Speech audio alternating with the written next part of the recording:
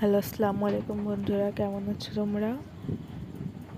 আমি তিশা আবার একটা নতুন ভিডিও নিয়ে চলে আসলাম অনেক দিন পরেই।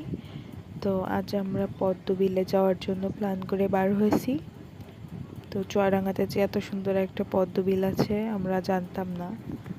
তো 6 মাইলে যাওয়ার পর থেকে ওখানে 20 টাকা ভাড়া নিয়েছে আমাদের পদ্মবিলে যেতে। ওখানে যাওয়ার পরে প্রথমে আমরা চিনতে পারছিলাম না, হাফ রাস্তায় গিয়ে একটু দাঁড়িয়ে আবার লোকের কাছে শুনে তখন জানলাম যে 20 টাকা ভাড়া নেবে ওখান থেকে। তো গেলাম একটা ভ্যান নিয়ে, একটা চাচা আমাদের নিয়ে গেছিল। তো ওনার ব্যবহার এত ভালো, মানে কি বলবো, উনি না থাকলে হয়তো আমরা ওখানে পৌঁছাতেই পারতাম না।